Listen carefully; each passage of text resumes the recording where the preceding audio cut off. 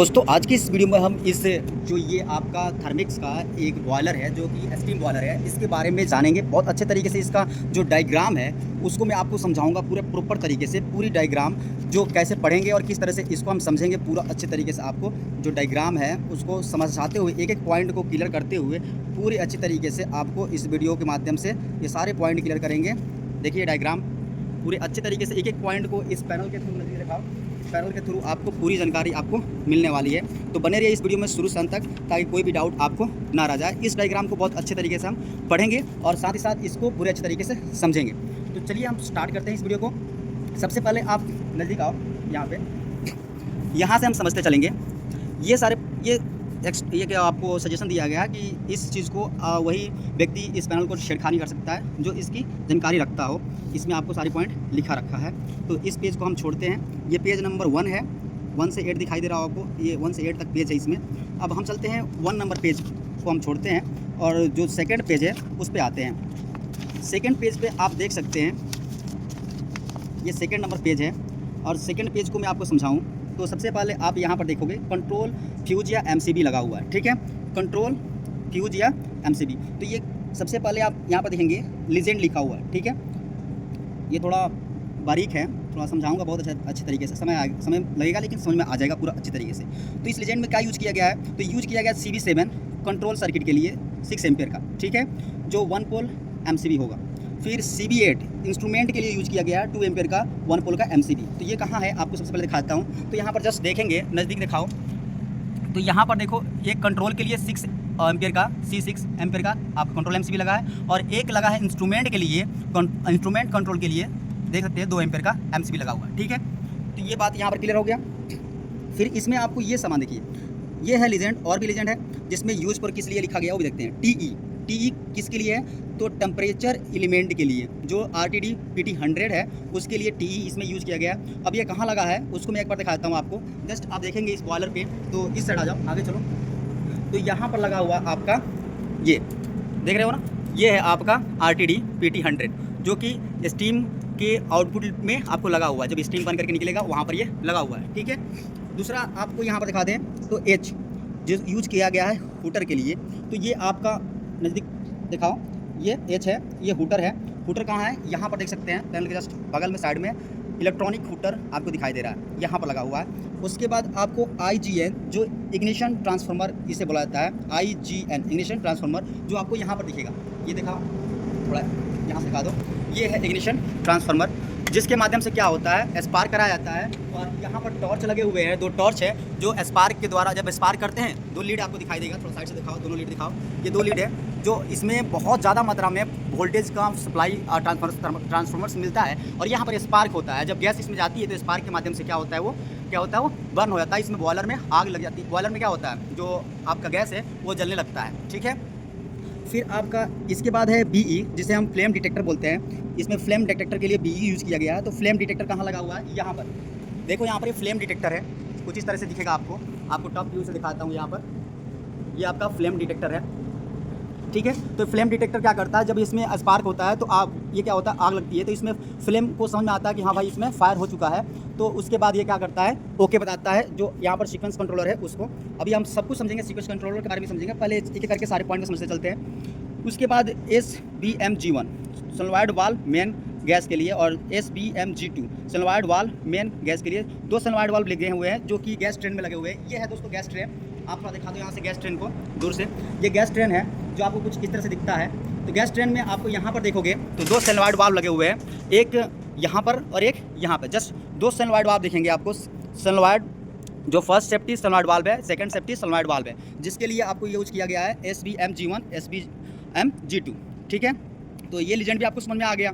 उसके बाद आपको यहाँ पर एक लीजेंड है उसको समझिए, जो S1 है और S4 है और S10 है, ये क्यों है उसको समझ लेते हैं। तो आप देखोगे यहाँ पर, तो आपको हमने ये समझा दिया और ये पॉइंट समझा दिया। अब ये आ गया यहाँ पे, ठीक है। स्विचेज के लिए लीजेंड क्या है, S1 और S4 और SL10। जो S1 है वो मेन स्विच है। मेन स्विच कहाँ पर लगे हुए हैं, यहाँ पर देखिए, ये मेन स्विच है दोस्तों, थोड़ा दिखाओ, ये मेन स्विच है, ठीक है। उसके बाद जो आपका S4 है वो फील ऑफ और फायर के लिए सिलेक्टर स्विच है, ठीक है। यहाँ पर देखिए सिलेक्टर स्विच, सिलेक्ट लिखा ना, तो फील और फायर के लिए सेलेक्टर स्विच लगा हुआ है जो आपको यहाँ पर दिखेगा फिल ऑफ फायर, बीच में तो आप इधर करेंगे तो फिल पर जाएगा, इधर करेंगे तो फायर पर जाएगा, ठीक है। उसके बाद SL10 है जो कि आपका सेफ्टी ट्रिप जब होगा तो उसके बाद आप रीसेट करोगे तो यहाँ पर देखो, यहाँ पर सेफ्टी ट्रिप रीसेट के लिए आपको यहाँ पर पुश बटन लगा हुआ है। तो ये सारे कनेक्शन भी समझाऊंगा बहुत अच्छे तरीके से, एक एक पॉइंट को पूरा अच्छे से क्लियर करते जाऊँगा। तो उसके बाद देखो यहाँ पर लैंप के लिए है, लैंप के लीजेंड क्या यूज़ किया गया है, तो यहाँ पर देखिए L4, L6, L7, L8, SL10, L12, L15, L17, ठीक है। और इसमें कलर भी दिया गया है, C फॉर क्लियर होगा। तो यहाँ पर देखते चलिए, यह है L4 जो कंट्रोल सप्लाई ऑन का इंडिकेटर होगा, तो ये C है मतलब क्लियर है, मतलब ये इसका जो इंडिकेटर है वो क्लियर रहेगा। और ये रेड है, कंट्रोल के लिए क्लियर यूज किया गया है इंडिकेटर। और उसके बाद L6 जो आर कलर का है और ये ब्लो डाउन वाल्व ओपन होगा तब ये इंडिकेट करेगा, ठीक है। ये ब्लो डाउन वाल्व कहाँ लगा हुआ है उसको दिखाता हूँ दोस्तों। ये ब्लो डाउन का वाल्व है, ठीक है, ब्लो डाउन वाल्व। आप यहाँ पर देखोगे नीचे तो यहाँ पर लिमिट स्विच है, इससे ये क्या होता है दब के रहता है। तो यहाँ से ब्लो डाउन अगर वाल्व ऑन रहेगा तो यहाँ पर इसके द्वारा उसको क्या जाएगा, इंडिकेटर जाएगा कि हाँ भाई ब्लो डाउन वाल्व ओपन है। तो ब्लो डाउन वाल्व ओपन के लिए आपको क्या रखा गया है, रेड कलर का। और L7 जो कि स्टीम टेम्परेचर हाई के लिए है, स्टीम टेम्परेचर हाई के लिए भी एक इंडिकेटर है जो कि रेड कलर का है, तो यहाँ पर R लिखा गया है। फिर L8 जो कि वाटर लेवल लो का इंडिकेटर के लिए रखा गया है, तो देखो वाटर लेवल लो के इंडिकेटर के लिए आपको रेडी रखा गया है, कलर आपको दिखा रहा हूँ। ये वाटर लेवल लो कहाँ से शो करेगा, जब यहाँ पर देखो ये वाटर लेवल लो के लिए आपको प्रेशर स्विच लगा हुआ है, ठीक है। अगर इतना प्रेशर से कम जाएगा तो वो क्या करेगा, वाटर लेवल लो को दिखा देगा, क्योंकि बिना वाटर का अगर आपका बॉयलर रन कर गया तो उसमें दिक्कतें आ सकती है। तो उसके लिए वहाँ पर एक सेफ्टी है भी। फिर आपको अगला है सेफ्टी ट्रिप, जैसे कि SL10 जो है आपका R इंडिकेटर है जो कि सेफ्टी ट्रिप का जैसे कि आप देखोगे यहाँ पर, देखिए यहाँ पर ये SL10 जो कि स्टीम सेफ्टी ट्रिप का है। तो यहाँ पर जब आप सेफ्टी ट्रिप होगा तो यहाँ पर इंडिकेटर ग्लो होगा, इसके अंदर ही इंडिकेटर है, ये इंडिकेटर ही है, इसमें इंडिकेट भी करता है और ये पुश बटन भी है, दोनों काम कर लेगा इसीलिए। तो यहाँ तक कोई दिक्कत नहीं होगा। तो उम्मीद है दोस्तों यहाँ तक पूरा क्लियर होगा। अब आपको ये समझ आ गया। फिर L12 जो कि स्टीम प्रेशर हाई का है, ये स्टीम प्रेशर हाई जब होगा तो इसके लिए इंडिकेटर आएगा। कहाँ से इंडिकेटर आएगा, तो इंडिकेटर आएगा यहाँ से। देखो ये स्टीम प्रेशर हाई होता है तो इसके लिए प्रेशर स्विच लगा हुआ है, ये प्रेशर स्विच है जिसके माध्यम से अगर 10 kg तक प्रेशर आता है तो ये क्या कर देता है, कट कर देता है। और उसका इंडिकेटर कहाँ आएगा, यहाँ पे ये देखो लिखा हुआ है steam pressure high, steam pressure high है। और स्टीम प्रेशर हाई के देखो यहाँ पर C लिखा है, C मतलब क्लियर, इसका यूज किया गया है इंडिकेटर, ठीक है। उसके बाद आपको दिखाता हूँ L15 जो R कलर का है, गैस प्रेशर लो। यहाँ पर देखो गैस प्रेशर लो का इंडिकेटर यहाँ पर दिखेगा। गैस प्रेशर लो का इंडिकेटर कहाँ से आएगा, तो यहाँ पर देखो PSL है, ये PSL है, यहाँ पर PSL के द्वारा यहाँ पर प्रेशर आएगा। गैस प्रेशर लो के लिए यहाँ पर PSL है, गैस प्रेशर लो के लिए, ठीक है ना, जो कि यहाँ से बताएगा कि भाई प्रेशर लो हो चुका है, आप गैस का प्रेशर लो है तो आप गैस चेक करो, ठीक है। उसके बाद यहाँ पर L17 है जो कि गैस फिलिंग ऑन के लिए है, गैस और फायरिंग ऑन के लिए। जैसे कि L17 जैसे गैस फायरिंग हो जाएगा तो यहाँ पर ओके आ जाएगा, मतलब ये ग्रीन का बटन इंडिकेट करेगा, जिसके लिए देख सकते हो G लिखा हुआ है, ग्रीन इंडिकेटर यूज़ किया गया है गैस फायरिंग के लिए। तो पूरा अच्छे तरीके से ये सारे पॉइंट आपको समझ में आ गए होंगे। उसके बाद इस पर आप देखें TC 513 लगा हुआ है जो कि आपको क्या बताएगा, ये टेम्परेचर इंडिकेटर है जो कि टेम्परेचर बताएगा जो RTD से इसको मिलेगा, ठीक है। तो यहाँ तक सारे पॉइंट आपको क्लियर हो गए। और एक पॉइंट यहाँ पर है जो वो समझना है, LSL जो इकोनोमाइजर वाटर लेवल लो का है। अभी वाटर लेवल लो जो अभी जस्ट बता दूँ, इकोनोमाइजर ये है, ये आपका पूरा बॉडी एक तरह से इकोनोमाइजर का लाएगा जिसमें वाटर स्टोर है। और उसका इकोनोमाइजर वाटर लेवल लो देखो यहाँ पर, इसके अंदर पानी रहता है यहाँ से लेवल के लिए, तो यहाँ पर पानी को शो करता है। तो इकोनोमाइजर ये हो गया, इसमें वाटर लेवल इस बॉडी से गैस का ये पूरा चैम्बर हो गया, इसके अंदर स्टीम अपना पानी जाता है और वो स्टीम बनता है। और ये रहा आपका इकोनोमाइजर, इसमें लगा हुआ है आपका क्या, ये आपका प्रेशर स्विच जो कि बताएगा कि इसमें पानी है या नहीं है। उसके बाद आप देख लिए, अगर इसमें पानी कम रहेगा तो बर्नर ट्रिप कर जाएगा, यहाँ पर लिखा हुआ है, ठीक है। दूसरा है BDS 13 जो ब्लो डाउन वाल्व ओपन होगा तभी बर्नर ट्रिप होगा। जैसे यहाँ पर ब्लो डाउन वाल्व है, अभी जस्ट बताया था ये ब्लो डाउन वाल्व है, ये भी अगर ओपन रहेगा तो उस वक्त भी ये ट्रिप कर जाएगा, ठीक है, बर्नर आपका ट्रिप कर जाएगा। उसके बाद है स्टीम प्रेशर हाई, अगर स्टीम प्रेशर हाई हो जाता है, ये स्टीम प्रेशर के लिए आपको देखो यहाँ पर लगा हुआ प्रेशर स्विच, अगर ये हाई हो जाता है तब भी आपका क्या हो जाएगा, बर्नर, तब बर्नर आपका ट्रिप नहीं होगा, बर्नर ऑन या ऑफ हो जाएगा। जैसे आपका स्टीम प्रेशर हाई हो गया तो बर्नर क्या हो जाएगा, ऑफ हो जाएगा। फिर जब आपका लो होगा तो फिर बर्नर ऑटोमेटिक ऑन हो जाएगा, ठीक है। फिर उसके बाद है देखो यहाँ पर TSH22 steam temperature high.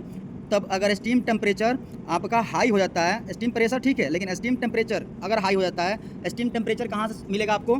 Steam temperature RTD आपका शो करेगा, ठीक है। RTD आपको बताएगा स्टीम टेम्परेचर हाई हो चुका है, तो उस कंडीशन में बर्नर ट्रिप हो जाएगा, ठीक है। और फ्लेम फेलियर होगा, अगर आपका जैसे कि आपने फायर किया और फ्लेम नहीं लगा, मतलब आग नहीं लगी, और तब भी आपका क्या होगा? बर्नर ट्रिप हो जाएगा। और गैस प्रेशर लो होगा, PSL4 जो आपको भी दिखाया था, वो बर्नर ट्रिप करा देगा अगर प्रेशर लो होगा तब भी। तो ये सारी सेफ्टियाँ हैं। इन कंडीशन में आपका क्या होगा, देख सकते हैं अलार्म इंटरलॉक शेड्यूल आपको लिखा भी है। इसमें अगर कोई भी आपका कंडीशन गलत है, अगर नहीं शो कर रहा है, तो ये क्या कर देगा? ट्रिप करा देगा, ठीक है। तो ये सारी पॉइंट है, आपको यहाँ तक क्लियर आ गई। लंबी वीडियो बनेगी क्योंकि ये सिंपल वीडियो नहीं है, बहुत ही इंपॉर्टेंट वीडियो है, तो बने रहिए इस वीडियो में शुरू से अंत तक। चलिए अब स्टार्ट करेंगे यहाँ से। अब दोस्तों हम दूसरे पेज पे आ गए। देखिए ये 3rd नंबर पेज है, ठीक है, ये 3रा नंबर पेज है, और इसमें हम समझेंगे, यहाँ पर देखो ये पावर वायरिंग। सबसे पहले इसका पावर समझते हैं, पावर वायरिंग। इसमें आपको 2 मोटर दिखेंगे, एक तो ब्लोअर का, नजदीक दिखाओ, ये ब्लोअर मोटर है, और दूसरा एक होगा पंप का, ठीक है। ये रहा पंप, ठीक है। पंप आपको नीचे, इस पंप का मोटर ये है, पंप आपको नीचे, आपको नीचे दिखा दूँ, ये पंप रहा, पंप का ये मोटर है, ठीक है। अब इसके बाद देखो ये हम वायरिंग समझते हैं। सबसे पहले आप देखोगे तो 4 से 15 वोल्ट 3 फेज़ का, ठीक है, 3 फेज़ और 50 हर्ट्ज़ की फ्रीक्वेंसी वाला ये पावर आपका आता है। और वो 1 2 3 मतलब 3 फेज़, तीनों फेज़ को एक ही लाइन से आपको 1 2 3 करके आपको दिखाया गया है कि 3 फेज़ है, ठीक है। और वो आते हैं सेलेक्टर स्विच में। S1 क्या था? सेलेक्टर स्विच कहाँ पर है? यहाँ पर, ठीक है। ये सेलेक्टर स्विच आपको दिख रहा होगा, जिसमें तीनों फेज़ आते हैं। यहाँ पर उसका स्विच है, जिसके द्वारा हम क्या करते हैं? सेलेक्टर स्विच के माध्यम से हम क्या करते हैं? उसको ऑन ऑफ करते हैं। तो ये है आपका सेलेक्टर स्विच, और इस सेलेक्टर स्विच के माध्यम से आता है। और यहाँ पर आप देख सकते हैं तीनों फेज़, यहाँ पर 3 कट है ना, यहीं से तीनों फेज़ आते हैं। और ये मोटर है M1 और एक M2। M1 यूज किया गया मोटर ब्लोअर के लिए, M2 यूज किया गया मोटर वाटर पंप के लिए। तो तीनों फेज़ आए, उसके बाद कंडक्टर को जाते हैं। K1 यूज़ किया गया है, M1 जो ब्लोअर के लिए है, तो ब्लोअर के लिए K1 कंडक्टर का नाम K1 रखा गया, और जो वाटर पंप है उसके लिए K2 रखा गया है। यहाँ पर जस्ट आपको दिखा देते हैं, देखो यहाँ पर K1 और ये K2। K1 किसके लिए है? तो ये ब्लोअर के लिए, और K2 किसके लिए है? तो वाटर पंप के लिए, ठीक है। तो यहाँ पर तीनों फेज आते हैं कहाँ से? यहाँ से देखो, नीचे दिखाओ, नीचे 2R 2Y और 2B, ठीक है ना, मतलब कि रेड और येलो और ब्लू तीनों फेज यहाँ से आउट होते हैं और आते हैं यहाँ पर। एक इस पे, एक ऊपर वाले इस पे आता है, एक इस पे आ जाता है, ठीक है ना। ये दोनों कंडक्टर को इनपुट मिल जाता है। उसके बाद यहाँ से ओवरलोड रेट से आउट होता है, और 7 8 9 बन करके बाहर निकलता है इसका। देखो यहाँ पर नीचे देखोगे 7 8 9, ये किसका है? K1 का। तो 7 8 9 यहाँ पर इस टर्मिनल पर आ जाता है, 7 8 9, और 7 8 9 पे हम अपना ब्लोअर का मोटर का इनपुट जो कनेक्शन है वो ला करके यहाँ पर जोड़ देते हैं, ठीक है। तो यहाँ पर 7 8 9 मोटर को चला गया, ब्लोअर मोटर को। उसके बाद यहाँ पर K2 पे आपको देखोगे तो 10 11 12, ठीक है। यहाँ से आउट, यहाँ से इनपुट मिला इसको यहाँ पर स्विच से, ठीक है ना। उसके बाद यहाँ ओवरलोड रिले के से आउट हुआ, और उसके बाद ये बन के आता है 10 11 12। देखो यहाँ पर 10 11 और 12, ठीक है। 10 11 12 बन करके कहाँ जाता है? मोटर को, वाटर पंप के लिए, ठीक है। तो आपने ब्लोअर का भी कनेक्शन समझ लिया और पावर डायग्राम समझ लिया, और इसका जो आपका वाटर पंप है उसके लिए भी।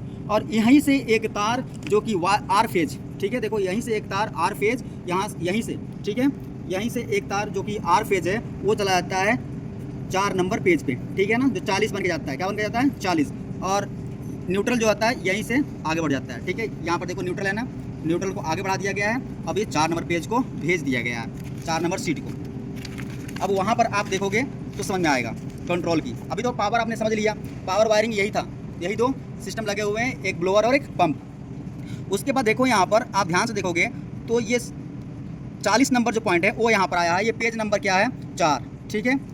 यहाँ पर आया 40, वो आता है CB7, मतलब सर्किट ब्रेकर 7 नंबर पे आता है, जो कि कंट्रोल के लिए है। मैं आपको पहले बता चुका हूँ कि CB7 किसका है? तो कंट्रोल का है। तो CB7 को आता है 40। देखो यहाँ पर आ गया 40, ठीक है। ये 40 कहाँ से आया था दोस्तों? ये 40 आया हुआ है आपका, इसी का एक R फेज यूज कर लिया गया है, इसमें से एक R फेज यूज कर लिया गया है। देखो यहाँ पर, यहाँ पे कहीं से भी एक R फेज यूज किया गया है, और R फेज को ला करके 40 पे कनेक्ट कर दिया गया है, ठीक है। जस्ट यहाँ पर देखोगे तो यहाँ पर 3 तार लगे हैं, जो रेड, यहाँ पर देखो, यहाँ पर 3 तार जुड़े हुए हैं ना, रेड वाले का आउटपुट में 3 तार जुड़े हुए हैं, बाकी दोनों में ये 2 तार जुड़े हैं। तो यहीं से एक तार लेकर के आपको यहाँ पर CB7 को इनपुट दे दिया गया, ठीक है, जो कि 40 है। 40 आ गया। जैसे ही आप 40 को ऑन करोगे तो आपका 42 पे पावर जाएगा, और 42 के द्वारा आपका क्या इंडिकेट, क्या ग्लो कर जाएगा L4। L4 क्या है दोस्तों, जैसे ही आपने ऑन किया तो यहाँ पर आ गया 42 पे पावर, ठीक है। और 42 पर आप देखोगे तो 2 तार जुड़े हुए हैं, ठीक है। एक तार कहाँ गया, एक तार कहाँ, दोनों बताऊंगा। तो 42 से एक तार जो जुड़ा है वो आता है जस्ट आपका L4, यहाँ पर दिख रहा होगा L4 पे आता है 42, और न्यूट्रल इसको मिल गया है। तो L4 क्या है, तो कंट्रोल ऑन, किसका है, कंट्रोल ऑन का, ठीक है। तो कंट्रोल ऑन का पावर मिल जाता है तुरंत, तो कंट्रोल ऑन हो जाता है, ठीक है। जैसे मैं आपको चालू कर दिखाता हूँ, ये मैंने ऑन किया तो यहाँ पर देखो अभी कंट्रोल ऑन है, ठीक है। जैसे ही मैंने CB7 को बंद कर दिया, CB7 को ऑफ़ किया तो यहाँ पर ये ऑफ हो गया। जैसे ही मैं इसको ऑन करूँगा, CB7 को ऑन करूँगा, जस्ट ये ऑन हो गया, ठीक है। ये स्टीम प्रेशर हाई का इंडिकेटर आता है, जो कि उसको गलत सेंस मिला था, अभी वरना ऑन नहीं है, ठीक है। अभी मैं इसको करता हूँ ऑफ, इसको मत दिखा। तो ये समझ में आ गया, कोई दिक्कत नहीं होगा। उसके बाद ये वाला पॉइंट समझिए, यहाँ पर देखो, यहाँ पर आपको सेलेक्टर स्विच दिया गया। 42 से ही एक सेलेक्टर स्विच को आता है जिसके ऊपर फिल और फायर लिखा है और ऑफ लिखा है, फिल ऑफ फायर के सेलेक्टर स्विच को, ठीक है। कौन वाला पावर, यही वाला पावर। यहीं से जो आपका 2 तार जुड़े थे ना, एक तार तो मैंने बता दिया, दूसरा तार 42 से ही जुड़ा है और वो आता है सेलेक्टर स्विच को। सेलेक्टर स्विच कहाँ है, तो ये रहा सेलेक्टर स्विच, ठीक है ना। फिल ऑफ फायर को, फिल ऑफ फायर, तो फिल ऑफ फायर पे आप देखोगे तो ये जो 42 नंबर पॉइंट है ये भी जुड़ा हुआ है। तो देखो यहाँ पर 42 लिखा होगा। इस सेलेक्टर स्विच में आप देखोगे तो 3 एनो एलिमेंट लगे हुए हैं, एक 42 पर ये कनेक्ट है और एक 42 पर ये, 2 जगह 42 कनेक्ट है, ठीक है। नजदीक से दिखाओ थोड़ा, ठीक है। तो एक नीचे वाले सेलेक्टर स्विच पे और एक ऊपर वाले सेलेक्टर स्विच में आपको 42 जुड़े हुए हैं। अब 42 से देखो, यहाँ पर 42 से जो फिल वाला है वो आपको आता है 44 बन करके। देखो यहाँ पर 42 से 44 बन करके ये चला जाता है कहाँ पर, जो आपका फिल का कंडक्टर है। अब यहाँ पर देखो, यहाँ पर K2 जो है अपना किसका था, K2 किसका था, आपको दिखाता हूँ K2 किसका था। एक बार इसको भी समझते, बार बार आप बोलेंगे। K2 देख लीजिए, K2 आपका किसका है, K1 आपका किसका है, K2 आपका वाटर पंप का है और K1 आपका ब्लोअर का है। ध्यान रखिएगा। तो K2 आपका क्या है, वाटर पंप का है। तो फिल में क्या होगा, पंप चालू होगा, क्या होगा, पंप चालू होगा।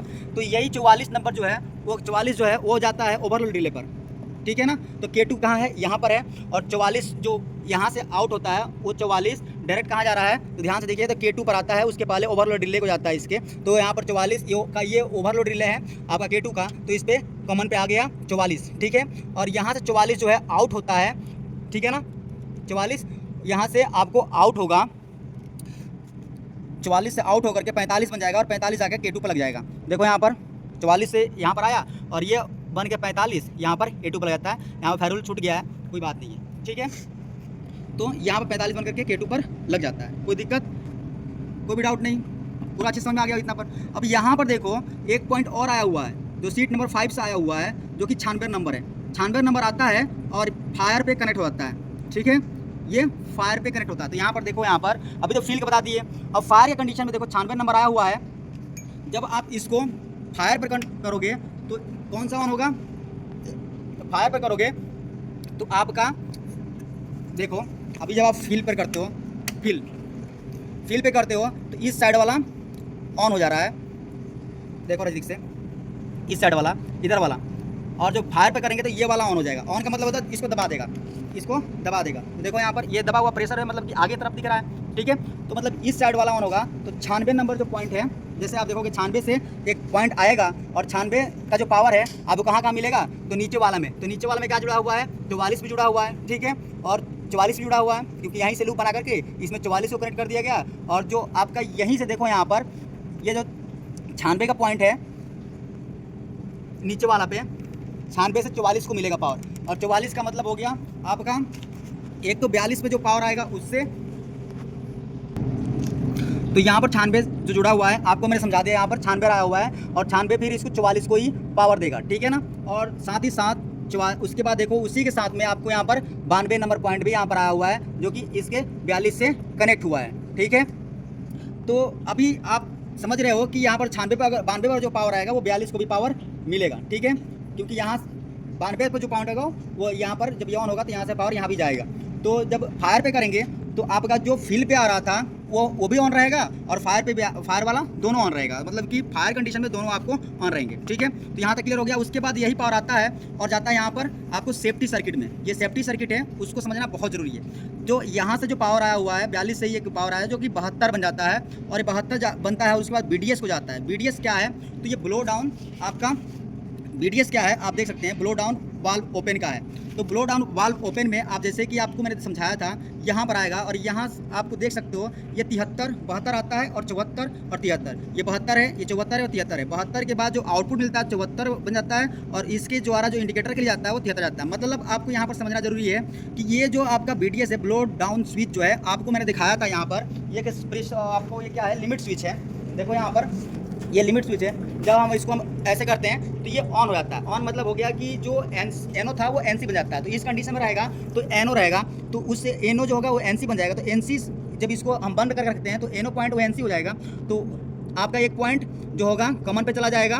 उसके बाद यहाँ से जो NO हो जो आपका नॉर्मल कंडीशन में है तो NC होगा, NC पे एक पॉइंट जुड़ेगा और वो जुड़ करके आ जाएगा आपका 73 पे जो कि आपका L6 है। ठीक है, यहाँ पर समझ आ रहा है। ये आपका एक NO होगा एक NC होगा, तो कॉमन पे एक तार जुड़ गया। उसके बाद जब इस कंडीशन में ये जो NO था वो NC बन गया, तो उस कंडीशन में NC से एक पॉइंट आउट होगा वो 74 पे चला जाएगा और जो NO वाला पॉइंट है वो यहाँ पर आ जाएगा। जो नॉर्मल कंडीशन होगा वो समझ रहेंगे। और जब इस कंडीशन में आप रहेगा तो जो NC इस कंडीशन में बनेगा उससे एक तार आउट होगा और जो जब ऑन करेंगे, जब इसको हम ऑन करेंगे तो उस वक्त में जो NO था वो NC बन जाएगा। तो उससे जो NO से आप एक पॉइंट है उसे एक तार यहाँ पर लेकर आएंगे। ठीक है, इंडिकेटर को जैसे ही वाल्व ओपन होगा, इसको वाल को ओपन करेंगे तो एक आपको ब्लो डाउन का यहाँ पर वाल का इंडिकेटर भी आ जाएगा जो 73 होगा।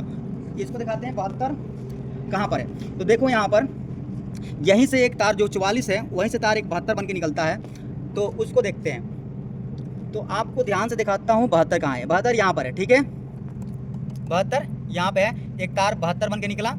ठीक है, और उसके बाद जा करके 73 एक आएगा। ठीक है, ये 72 जाएगा, 73 और 74 उधर से आएगा तो 73 चला जाएगा इंडिकेटर को। 73 चला जाएगा इंडिकेटर को। देखो यहाँ पर L6 इंडिकेटर को आ गया। यहाँ पर L6 के इंडिकेटर को 73 नंबर ध्यान से दिखाओ, 73 आ गया। तो L6 इंडिकेटर चला गया। 74 जो है वो आपका एक सर्किट बना करके वो आ गया, मतलब एक तरह से सीरीज बना करके जो 74 है वो सीरीज बना करके यहाँ तक पावर आ गया। जो पावर 73 से गया वही पावर 74 को आ गया। ठीक है, उसके बाद 74 से के बाद THS को जाता है। THS क्या है, तो ये समझ लेते हैं THS क्या है। तो THS के लिए अभी बताया था मैंने THS क्या होता है, तो आप देखोगे ध्यान से। तो THS है स्टीम प्रेशर हाई। ये भी आपका THS जो है वहाँ पर लगा हुआ है, एक प्रेशर स्विच ही है आपका, ये रहा। ठीक है, इसको आता है, ये THS है, बार बार आपको दिखाना पड़ रहा है। तो THS को जाता है और THS पे आपको देखो यहाँ पर जैसे प्रेशर आपका कम रहेगा तो उस वक्त यहाँ से जो प्रेशर कम रहेगा तो यहाँ से पावर 76 को जाएगा, और जैसे प्रेशर ज़्यादा होगा तो यहाँ जो 74 पावर आ रहा था वो चला जाएगा 75 पे। 75 को इंडिकेट कर देगा। तो यहाँ पर इंडिकेटर लगा हुआ है स्टीम प्रेशर हाई का, इस पर आ जाएगा 75 नंबर। ठीक है, तो देखो यहाँ पर ये 75, ये 75 नंबर आपका फेरुल यहाँ पर आ गया। ठीक है, तो ये कौन सा है, L7 स्टीम प्रेशर हाई का इंडिकेटर है। ठीक है, तो इसके बाद सीरीज बनेगा। जब नॉर्मल रहेगा तो यहाँ से पावर यहाँ पर आएगा, प्रेशर जो आपका प्रेशर कम रहेगा तो यहाँ से पावर 76 को आएगा। 76 के बाद यहाँ पर LSL है जो लो गैस प्रेशर का इंडिकेटर के लिए लगा हुआ है। LSL देख सकते हैं आपको, economiser water level low, sorry LSL क्या है, तो इकोनोमाइजर वाटर लेवल लो उसके लिए चला जाता है। तो इकोनोमाइजर वाटर लेवल लो के लिए आपको देखो यहाँ पर एक और लगा हुआ है, ये प्रेशर स्विच लगा एक तरह से। ठीक है, तो ये सारे सीरीज बन रहे हैं एक तरह से। जब ये सीरीज बन रहा है ना तो यहाँ से 76 से आया, LSL को गया, LSL के बाद 78 में जाता है। अगर प्रेशर डाउन रहेगा तो इंडिकेटर को चला जाएगा पावर 77 नंबर जो कि L8 है। जो L8 है क्या है, तो वाटर लेवल लो के लिए L8 लगा हुआ है, जिस पे देख सकते हैं वाटर लेवल लो के लिए आपका 77 नंबर है। क्या है, 77। तो यहाँ पर देखो 8L8 77 नंबर इसको मिल गया, न्यूट्रल यहाँ से मिल ही रहा है, तो इंडिकेटर उसको ग्लो करेगा अगर प्रेशर लो होगा तो। उसके बाद अगर प्रेशर सही रहा वाटर लेवल का तो उसके बाद यहाँ से पावर आउट होगा और वो जाएगा आपका PSL को। तो PSL क्या है, तो PSL आपका दोस्तों देख सकते हैं आपका PSL गैस प्रेशर लो, जो कि अगर गैस प्रेशर लो रहेगा तो उस वक्त ही बर्नर ट्रिप कराएगा, तो PSL को जाता है। तो PSL कहाँ पर लगा हुआ है वो आपको बताया ही था, तो PSL आपका यहाँ पर लगा हुआ है। ठीक है, इसके ऊपर आता है PSL पर क्या आता है, तो 79 आता है। तो यहाँ पर देखो, यहाँ पर 79 आया हुआ है, 79 आया और 79 कनेक्ट हो जाता है। और उसके बाद एक अगर प्रेशर अगर ज़्यादा लो रहेगा तो उसके बाद एक इंडिकेटर जाएगा कहाँ पर 82 पर, तो 82 यहाँ पर से निकल रहा है। और एक 81 अगर नॉर्मल रहा, प्रेशर सही रहा तो यहाँ से पावर 81 को मिलेगा। तो 81 82 और 79 आप समझ गए। यहाँ पर 79 आया था और जो आपका वहाँ से जो यहाँ से देखो ये रहा आपका 79 कहाँ जाता है, PSL को जाता है। अब 79 को मैंने दिखा भी दिया आपको कहाँ पर है, देखो यहाँ पर 79 और 81 और एक है आपका ये आपको 82, ठीक है। तो यहाँ पर ये भी समझ में आ गया कि ये पॉइंट कहाँ पर है। तो ये 80 जो 79 गया, 79 वहाँ पर गया जो PSL है वहाँ पर, और उसके बाद एक चला जाएगा इंडिकेटर को 82 चला जाएगा इंडिकेटर को। अगर वहाँ पर लो रहेगा तो यहाँ पर जो आपका गैस प्रेशर लो है वो 82 को दिखाएगा। 82 यहाँ पर देखिए, यहाँ पर आया हुआ इस इंडिकेटर पे L15 पे आ जाता है। जो L15 किसका है, तो गैस प्रेशर लो का, ठीक है। यहाँ तक भी आपको कोई दिक्कत नहीं हुआ होगा। तो ये सीरीज बन गया। अगर सब ओके रहा तो यहाँ पर आएगा 81 पे पावर आएगा। 81 जाकर कहाँ जुड़ जाता है, K2 कहाँ जुड़ता है, K2-4। अब K2-4 किसके लिए है, तो K2-4 है दोस्तों आपका K2 का NO। K2 कहाँ पर है, यहाँ पर है, और K2 के NO के लिए आपको लिया गया है K2-4। तो यहाँ से जो निकला था वो क्या था आपका आपका जो निकल रहा है वो 81 है। तो 81 आकर के K2 के NO पर ज्वाइंट होगा। तो देखो वहाँ पर ये NO है, ठीक है, NO, और NO पर क्या हो गया, 81 कनेक्ट हो गया, 81 कनेक्ट हो गया। और इसके बाद 84 बन के निकलता है, क्या बन के, यहाँ पर देखो 84 बन के निकलता है इसके NO से। तो 84 बन के निकला, 84 बन के निकला, यहाँ से देखो NO से, यहाँ से NO आया और NO से 84 बन के निकला। और कहाँ जाता है, तो K1 के NO पर। जो K14 जो है ना, ये NO के लिए यूज़ किया गया। आपको यहाँ पर बताया भी गया है कि अगर आप देखोगे तो अब NO के लिए एक्सिलरी कंटेक्ट में आपको NO के लिए K14 यूज़ किया गया है ब्लोअर मोटर का कंटेक्टर K1 के लिए, और K24 यूज़ किया गया है K2 कंटेक्टर के लिए, ठीक है। K1 के लिए, K1 कंटेक्टर के लिए NO का पॉइंट के लिए K1 यूज़ किया, K14, और इसके लिए K24, ठीक है। तो इसके बाद यहाँ से निकलता है K1 से ये जाता है 84 जो होता है वो आगे निकलता है, और K1 के कंटेक्टर के NO पर जाता है। तो K1 यहाँ पर कंटेक्टर है, K1 यहाँ पर कंटेक्टर है, तो इसके NO पर आता है क्या, देखो यहाँ पर देखो कि यहाँ पर 85 है, यहाँ पर क्या है 84 है, तो 84 आता है NO पर। तो यहाँ पर NO है कंडक्टर का। अब इधर तो चाहे इधर तो बात वही हुआ, तो यहाँ पर 84 दे दिया गया NO पर, और वहाँ से 85 बन के निकलता है, 85 बन के निकलता है। और K1 जो है K11 के A1 पर ज्वाइंट होता है। K11 क्या है, तो कंट्रोल का कंडक्टर है। तो यहाँ पर देखो K11 है, ठीक है, K11 यहाँ पर है जो कि कंट्रोल का कंडक्टर है। तो यहाँ पर आकर के इसके 85 जो है A2 पर कनेक्ट हो गया। A1 पर जोड़ता है, A2 पर जोड़ता है, यहाँ पर A2 पर जोड़ दिया, और A1 पर आपको देख सकते हैं इसके न्यूट्रल जोड़ दिया गया। तो अगर ये सब कुछ ओके रहा, ये दोनों चलेंगे, तो आपका ये कंट्रोल ओके बताएगा, ठीक है। सीक्वेंस के द्वारा इसको कंट्रोल किया जाता है। तो यहाँ तक समझ में आ गया कि आपका K11 कब ऑन होगा। तो सारा सर्किट आपका अगर नॉर्मल रहा, सब कुछ ओके रहा, तो आपका K11 ऑन होगा, और K11 ऑन होगा तो आपका ये प्रेशर जो आपका बॉयलर है वो चलेगा। इसके बाद आपको ये सीक्वेंस है उसके ऊपर बात करनी होगी। तो सीक्वेंस को हम समझते हैं, फिर आगे बढ़ते जाएंगे इस वाले पेज पर। इसमें आपको देखोगे तो ये है आपका सीक्वेंस कंट्रोलर। सीक्वेंस कंट्रोलर को समझना बहुत जरूरी है। नजदीक से दिखाओ, ये दोस्तों सीमेंस का सीक्वेंस कंट्रोलर है जो LFL 1122 आपको यहाँ पर दिख रहा होगा। इसके अंदर के कनेक्शन को हम समझेंगे बहुत अच्छी तरीके से इसके। चलिए वो समझते हैं। अब दोस्तों समझते हैं सीक्वेंस कंट्रोलर को कनेक्शन में। तो दोस्तों यहाँ पर देखो, जस्ट आप देखोगे 42, ये 42 कहाँ से आया था, तो लिखा हुआ है सीट नंबर 4 से आपको ये 42 आया हुआ है, जो कि किसका है, कंट्रोल का। देखो यहाँ पर 42 आउटपुट मिला है यहाँ से, ठीक है, ये कंट्रोल CB7 से। तो यहाँ से आता है और ये जाता है फिल फायर को, ठीक है, फिल और फायर। तो यहाँ से जो पावर निकलेगा वो फायर पे कनेक्ट हो जाता है, ठीक है, फायर वाले पे। तो यहाँ पर दिखाया भी था मैंने कि 42 नंबर जो है आपका फायर वाले कनेक्शन पे भी कनेक्ट है। ये फायर का है ना, तो इस पर भी कनेक्ट है। तो यहाँ से आपका ये पावर आता है और ये आपको डायरेक्ट कहाँ जाता है, सीक्वेंस कंट्रोलर के कहाँ पर, 1 पे, ठीक है। और न्यूट्रल यहीं से 2 नंबर पे कनेक्ट हो जाता है। और यहाँ से जो फायर जो पॉइंट है जो यहाँ से निकला है, जो फायर से कनेक्ट होगा, तो वो आता है K1 पे। K1 क्या है आपका, बोला था ब्लोअर का। K1 क्या है, ब्लोअर जो है, ये ब्लोअर जो लगा है ना उसका है। फायर की कंडीशन में ब्लोअर चलना बहुत ज़रूरी है। तो ब्लोअर को चलाता है, और ब्लोअर के ओवरलोड होते हुए यहाँ पर आता है 100, जो यहाँ से पावर निकलता है ब्लोअर के ओवरलोड लग जाता है 102। देखो यहाँ पर ये हो गया, ये आपका जो ब्लोअर है,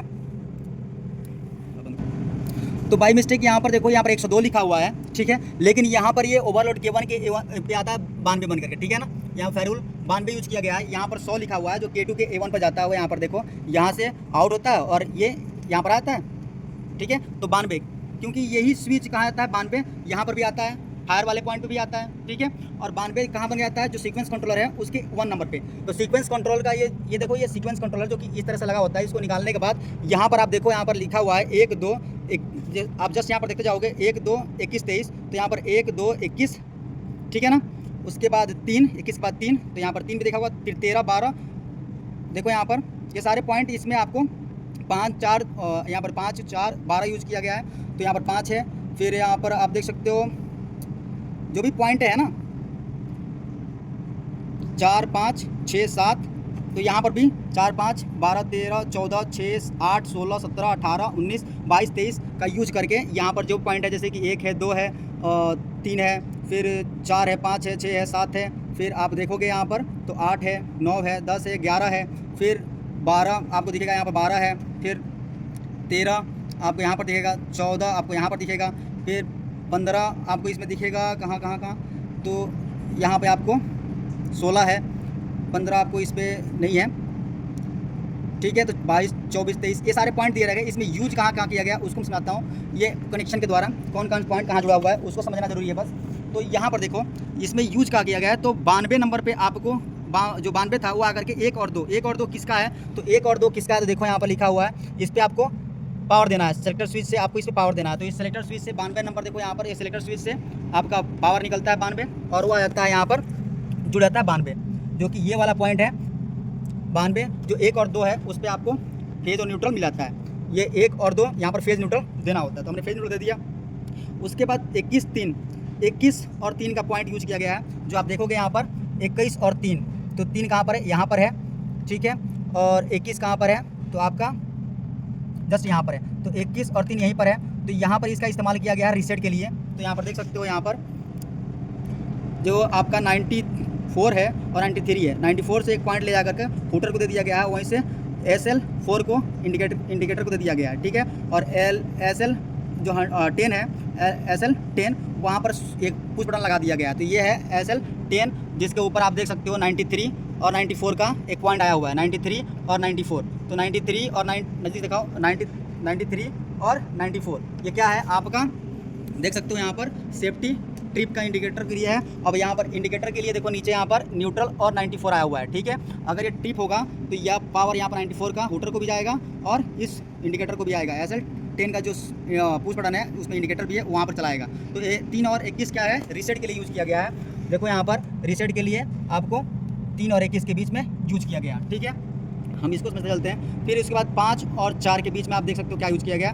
5 पे कनेक्ट है 96 और 95, और ये आपको यहाँ पर देखो, यहाँ पर एक PSH, जो आपका PSH किसका है, तो उसको दिखाते हैं। गैस प्रेशर जो PSH है वो स्टीम प्रेशर हाई के लिए है। तो PSH आप देख सकते हैं यहाँ पर, PSH क्या है, स्टीम प्रेशर हाई। तो उस वक्त बर्नर ऑन ऑफ कराना है, अगर स्टीम प्रेशर हाई हो जाएगा तो उसको ऑफ कराना है, फिर ऑन भी कराना है। तो उस कंडीशन के लिए यहाँ पर है 95 जो है आपका 4 नंबर कनेक्ट होता है, और 96 जो एक पॉइंट है वो चला जाता है आपका जो फायर के लिए है ना, जो आपको मैंने बताया था ना, ये कि 90, देखो यहाँ पर 96 आया हुआ है। जस्ट इसको हम करते हैं, ये 96 आया हुआ है यहाँ पर। तो 96 कहाँ आया हुआ है, यही पॉइंट आपका पेज नंबर 4 पे आया हुआ था। पेज नंबर 4 पे यही पावर आया हुआ था। तो 4 नंबर पेज पर मैं बता दूं कहाँ पर आया था, तो ये रहा पेज नंबर आपका 4। तो यहाँ पर देखो, यहाँ पर 96 आया हुआ था फ्रॉम 5, पेज नंबर 5 से यहाँ पर आया था 4। तो फील्ड फायर के लिए यही पॉइंट यहाँ पर आया हुआ था। तो यहाँ तक पूरा क्लियर समझ में आ रहा होगा, ठीक है। अब तो यहाँ पर कंप्लीट हो गया। तो 95, अब ये 95 से आता है PSH हो जाता है, गैस प्रेशर। जब कंट्रोल के पास जाता है तो गैस प्रेशर के लिए कहाँ कंट्रोल सिस्टम है, वहाँ पर है आपका हाई प्रेशर के लिए। तो वहाँ पे आपको देखो 95 जाता है और 95 जाता है और एक 96 आ जाता है, ठीक है। 96 आ जाता है और 96 यहाँ पर भी आता है, ठीक है। 96 वहाँ भी आता है और यहाँ पे अगर प्रेशर हाई रहेगा तो वहाँ से पावर इसको नहीं मिलेगा, तो ये बंद करेगा उसको। फिर डाउन होगा तो फिर पावर आ जाएगा, फिर चलने लगेगा। फिर यहाँ पर ये जो वहाँ से अगर हाई रहेगा तो उसका इंडिकेटर को चला जाएगा 97 L12 को आता है। L12 क्या है, गैस प्रेशर हाई के लिए, जो 97 यहाँ पर आया हुआ है। और यहाँ पर देखो, यहाँ पर तो ये कहाँ कनेक्ट है, ये आपका 5 और 4 पे 95 और 96 कनेक्ट कर दिया गया है। तो 95 ये रहा और 96 यहाँ रहा। तो 95 और 96 4 5 पे कनेक्ट कर दिया गया है। तो 4 ये रहा और 5 ये रहा, ठीक है। उसके बाद ये जाता है 14 पे आपका K11 का कंडक्टर को आपके 11 का एनो यूज़ किया गया। 14 नंबर पे 98 जो है और 99, 98 और 99 K11 का होता है। तो K11 ये रहा। तो देखो यहाँ पर 98 और 99 और 99 के बीच K1 का एनो यूज किया गया। K1 का एनो, ये एनो है, इसका यूज कर लिया गया जो कि इसमें आपको दिया गया है, जो कि आपका 14 और 8 नंबर है। 14 और 8 नंबर, 14 ये रहा और 8 नंबर कहाँ रहा आपका, ये रहा। ठीक है, तो इनके बीच इसके बारे में बाद में समझाऊंगा पूरा अच्छी तरह से, केवल टर्मिनल आपको समझाता हूँ। ठीक है, तो यहाँ पर देखो 98 और 99, 98 ये हो गया आपका, 99 में 2 पर लूप है, 2 पर लूप क्यों है, क्योंकि यहाँ से देखो 8 के ऊपर भी ये लूप किया गया 99 का। ठीक है, तो 99 और 98, जो 98 है यहाँ पर है। ठीक है, कोई दिक्कत, यहाँ पर नंबरिंग भी है सारे के पॉइंट के, आप अच्छे तरीके से इस नंबरिंग पे आप समझ सकते हो। ध्यान से देखोगे तो नंबरिंग आपको इन सब पे आपको दिखेगा। ठीक है, ध्यान से देखोगे तो नंबरिंग आपको दिखेगा। उसके बाद ये देखो, उसके बाद आता है 16 नंबर पे, ये सीक्वेंस है, एक के बाद एक चलेगा। ठीक है ना, इसके अंदर ये कंट्रोलर के अंदर ये सिस्टम होता है। उसके बाद 16 नंबर से जो पावर निकलता है वो जाता है इग्निशन ट्रांसफार्मर को, ये है इग्निशन ट्रांसफार्मर। ठीक है, इसके द्वारा ये 2 तार जो है निकले हुए हैं जो कंट्रोल के लिए, यहाँ पर फेज न्यूट्रल इसको मिलेगा तो ये अपना ट्रांसफार्मर पावर बनाएगा और उसको क्या कर देगा, जो आपका टर्च है उसको जलाएगा और बर्नर ऑन हो जाएगा। तो इग्निशन ट्रांसफार्मर को 125 16 जो है 125 बन के निकलता है। तो 16 नंबर पे आप देखोगे ध्यान से तो 125 यहाँ पर 16 नंबर पे जुड़ा हुआ है और ये जा करके किसको ऑन कराता है, इसको। तो 16 नंबर पे आप देखो यहाँ से जो तार आए हुए हैं, ये 2 तार आए हुए हैं जिसपे 125 नंबर पे आपको यहाँ पर जो फेज आ गया वहाँ से इस सीक्वेंस के द्वारा, और न्यूट्रल यहाँ पर डायरेक्ट न्यूट्रल उसको दे दिया जाता है। तो फेज न्यूट्रल इसको मिलता है, ट्रांसफार्मर को काम कर देता है। उसके बाद 18 नंबर पॉइंट यूज किया गया है जिसका इस्तेमाल किया गया है 115 और 117 के रूप में। ये 115 और 117 को लूप कर दिया जाता है और ये कहाँ जाता है, जो आपका सोलनॉइड वाल्व 2 लगे हुए हैं, एस जो यहाँ पर 2 सोलनॉइड वाल्व लगे हुए हैं ना, यहाँ पर देखो एक ये हो गया और एक ये हो गया, इन दोनों पर सोलनॉइड वाल्व पर आपको क्या आता है, तो 115 और 117 इनपुट होता है इसका। तो देखो यहाँ पर 115 आया हुआ है, 115 इसका इनपुट हो गया और इसका 117 इनपुट होता है। ठीक है, 117 इनपुट होता है। ठीक है, तो यहाँ पर क्या होता है, इस वाल्व में जब फेज मिलता है तो ये दोनों वाल्व ऑन होते हैं। तो इन दोनों प्रेशर वाल्व को और न्यूट्रल डायरेक्ट मिल जाता है, इसको न्यूट्रल को कॉमन कर दिया जाता है और फेज आपका सीक्वेंस कंट्रोलर के द्वारा इसको मिलता है। दोनों को एक ही समय पर आपको क्या मिलता है, पावर मिलता है और ये ऑन होते हैं। तो सीक्वेंस कंट्रोलर के द्वारा 115 और 117 से आपको किसको पावर मिल जाता है, आपको जो GM सोलनॉइड वाल्व 1 और सोलनॉइड वाल्व 2 गैस के लिए जो लगा हुआ है। उसके बाद अगर यहीं से आपका 117 से एक लूप बना करके आपको जो G है आपका, जो यहाँ पर जो आपका गैस फायरिंग का ऑन का इंडिकेटर है उसको दे दिया जाता है। ठीक है, तो देखो यहाँ पर गैस फायरिंग के लिए आपका क्या यूज़ किया गया है, G17 नंबर L17। यहाँ पर देखो ऑलरेडी 117 का एक पॉइंट भी आया हुआ है, तो ये भी समझ में आ गया। उसके बाद एक और सेफ्टी रखा गया है, एक 22 और 23 पे। तो 22 और 23 पे देखो यहाँ पर 126 और 127 का यूज़ किया गया है, जो आपका DE मतलब कि जो आपका फ्लेम सेंसर है उसके ऊपर दिया गया है। ठीक है, ये आपका फ्लेम सेंसर है जिसके ऊपर आप जैसे ही फायरिंग होगा तो वो सेंस करेगा। फ्लेम सेंसर है जो कि आपका एक तो 22 से आया हुआ है, 22 पे 26 कनेक्ट है। तो 22 नंबर पे आप देखोगे यहाँ पर तो 22 ये रहा, इस पर आपका 26 कनेक्ट है।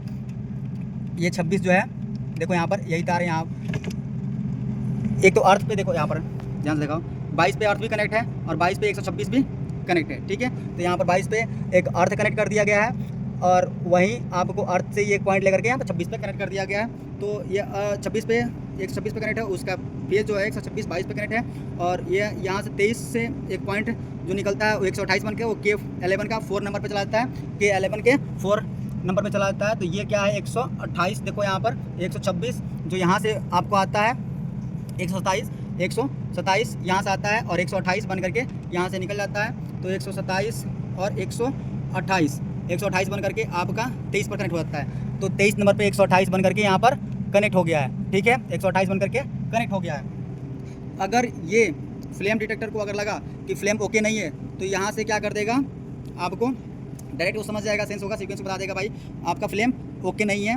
तो ओके नहीं होगा तो ये कंट्रोल को क्या कर देगा, बंद कर देगा और आपका सेफ्टी बन जाएगा। उसके बाद लास्ट सीट है दोस्तों, ये देख सकते हैं आपको यहाँ पर 5 नंबर सीट है, जो 42 नंबर सप्लाई था वही आपको CB8 में आता है। CB8 क्या है, तो आपका ये जो इंस्ट्रूमेंट के लिए है, इंस्ट्रूमेंट कंट्रोल के लिए CB8 यूज़ किया गया। 130 बनकर आता है यहाँ से, ठीक है ना, 42 ही है यहाँ पर, 42 इनपुट है और 130 बन करके आउट होता है और वो आ जाता है यहाँ पर। ठीक है ना, ये आपका एक इंस्ट्रूमेंट है जो कि टेम्परेचर स्विच है और टेम्परेचर कंट्रोलर है, जो कि आपका एक इंस्ट्रूमेंट में आता है। तो इंस्ट्रूमेंट के लिए पास होता है 130 बन करके आया यहाँ पर, और न्यूट्रल यहाँ पर मिल जाता है इसको। 1 और 2 पर फेज और न्यूट्रल देना है, तो फेज न्यूट्रल मिल गया। उसके बाद यहाँ पर आपको 6, 7 और 8 पे आपका ये RTD कनेक्ट हो गया, ठीक है। RTD का पावर यहाँ पर कनेक्ट हो गया, देख सकते हैं। तो 47, 48, 49 आपका ये कनेक्ट हो गया यहाँ पर। उसके बाद आप RTD कनेक्ट कर देते हैं इसके ऊपर। इसके ऊपर डायग्राम में पूरा क्लियर नहीं बताया गया, तो मैं समझाता हूँ। यहाँ पर देखो, यहाँ पर 75 नंबर और 1 पॉइंट आया हुआ है किसका, 76, और 1 पॉइंट आया हुआ है आपका 74, 75, 76, 74 और 76 आपका किसका था।